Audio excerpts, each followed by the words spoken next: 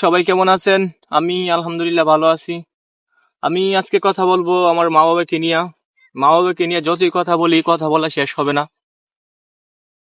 কারণ আমার বাবা, আমি ছোট থেকে এত বড় হয়েছি, আজকে এত কষ্ট করে আসতেছে আমার জন্য। আমার মা 10 মাস 10 দিন গর্ভে রেখা আমাকে দুনিয়াতে আনছেন। তো এই বয়স হয়েও আমার মা আবার নতুন করে আমাকে জীবন দিয়া, মায়ের উসিলা আল্লাহ তাআলা আমাকে অন্তত সুস্থ বা বাঁচিয়ে রাখছে। তো এই বিষয়ে আরেকদিন পর কথা বলবো আমি। তো মা বাবা ছেলে সন্তানকে কতটুকু ভালোবাসে ওই বিষয় নিয়ে আমি আমাকে দিয়ে একটা উদাহরণ দেই। তো আমি গেছিলাম ডাক্তার দেখাইতে। তো ডাক্তার দেখাইয়া আসতে আসতে রাত প্রায় 10টা বেজে গেছে। আমার আসার কথা ছিল 6টা কি 7টা বাজে। তো আমি তো বাসে এখন চলাচল করতে পারি না, যার কারণে ট্রেনে চলাচল করি। তো আমি ট্রেনে আসছি, উপকূল ট্রেনে। তো ট্রেনটা আসতে আসতে অনেক লেট করছে, প্রায় 2-2.5 ঘন্টা লেট। তারপরে সে রাত্রেবেলা গাড়ি পাইতে একটু কষ্ট হয়ে যায় আমাদের এলাকায়, গ্রাম সাইড। তো যার কারণে দেরি হয়েছে। তো ওইটাও সমস্যা না। তো আমার বাবা মাকে বাবা মার সাথে প্রতিনিয়ত কথা হইতাছে, আমি কোথায় আছি, কিভাবে আসতেছি, সবকিছুই হইতাছে কথা।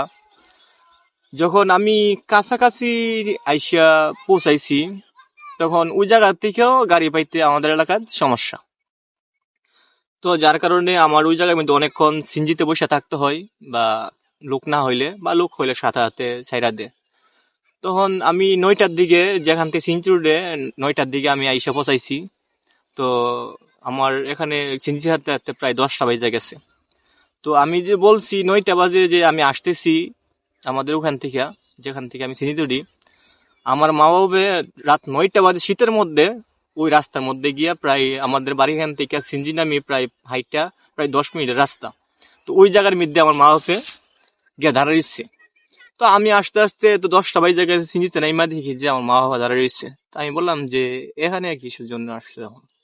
তোর জন্য না অপেক্ষা করতেছি রাত, হ্যাঁ, 1 ঘন্টা ধরে। আমার ওই সময় অনেক মানে কষ্ট লাগছে যে আমার মা বাবা যে আমাকে, আমার জন্য, আমার রিসিভ করার জন্য 1 ঘন্টা, 1 ঘন্টা এই শীতের মধ্যে, কোন শীতের মধ্যে বৈশা রয়েছে। এমনকি আমার মাও আমার জন্য অসুস্থ, কারণ তার একটা অঙ্গের কারণে আমি এখন পর্যন্ত আপনাদের সামনে বৈশা কথা বলতেছি। তো সবাই আমার মার জন্য দোয়া করবেন, আর আমার জন্য দোয়া করবেন। আর অবশ্যই চ্যানেলটা সাবস্ক্রাইব এবং ফলো করে দিবেন। সবার জন্য আমার দোয়া রইল। আল্লাহ হাফেজ।